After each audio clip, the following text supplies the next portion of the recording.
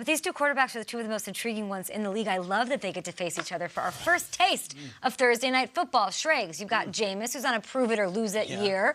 And then you've got Cam, who is being a little chippy with the media, and he's on quite a losing streak. Who needs a win more? Yeah, and I think Cam's acting like it's a crazy question. It didn't look like the Cam Newton of old on Sunday against the Rams. He didn't go deep. There were no vertical passes. It was all very short routes, and they found a way with Christian McCaffrey. But Jameis got everything he wanted this offseason. Jameis got a new coach, a quarterback whisperer. Jameis got a new offensive coordinator in Byron Leftwich. He got a new quarterbacks coach. He got a new lease on life. Everyone is surrounding Jameis for success. And yet, what happened against that Niners defense at home in the heat? Pick six, incomplete. Look, Jameis has been on primetime 5 times in his career. He's won once. He's been on Thursday Night Football on NFL Network 3 times. He's never won. Feel like here we go again. And I just, it's, Kay, you mentioned it, contract year.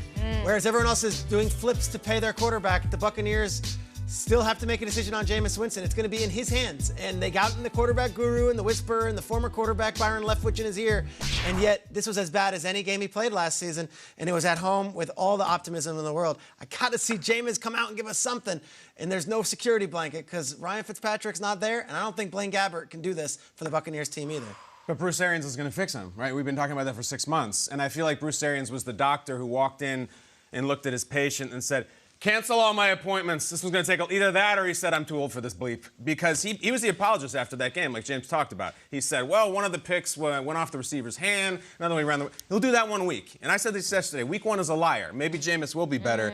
But, guys, in the last 12 games, he's thrown 17 interceptions. For sake of comparison, Matt Ryan has thrown 7, Aaron Rodgers has thrown 1. I mean, we got to compete in the NFC here. It's so many interceptions all the time. Close your eyes and think in your mind of Jameis Winston on the field. I picture him throwing a pick, like a bad one, and it happens a lot. And there's a thing with Jameis where we get so seduced by the talents and we get disappointed as the results. And I think off the field, we get so seduced by the charisma and we get disappointed by the results. That is the through line for him, and I'm tired of it. If he has an egg on Thursday night, it's time to start talking turkey here. Like, we got to do something. I mean it. This feels like a playoff game for Jameis. Yeah, the most pressure, it would have to be Jameis Winston. I mean, as much as we can say pressure's on Cam Newton, and he didn't look like the Cam Newton of old, he kind of looked like an older Cam Newton. He still is a franchise guy. He still has the support of the team, the organization, his teammates. The city is behind him. When it comes to Jameis, though, it's not like that anymore. Everybody's kind of waiting. They're sitting back, holding on to their reservation, saying, let's just see if he can earn our trust. Let's see if he can earn our money. Let's see if he can earn our appreciation. And right now, he's not showing that. I was watching that game, and I'm sitting there saying, all right, Jameis, this is it. You got a chance. You're in the red zone. We're going to make something happen. Go ahead and show him what you're made of. And then he went out there and he did what he's been doing as of recently, which is making mistakes. I'm still looking forward to Jameis turning it around, but the time is ticking. The clock is starting to wind down to the witching hour. If he continues to play like this, Jameis will find himself in a position where next year he's fighting for a starting spot and possibly fighting for a backup spot. But he's never been to the mountaintop, Nate. Cam has been one of the greatest, most talented, electric quarterbacks, dynamic, athletic guys we have ever seen. This is an MVP. This is a guy who changed the game when he played at his best, who got to a Super Bowl, all of that. So to me, what is he now? Like, was that 2015 Triggs an anomaly? Doesn't he have so much more to prove?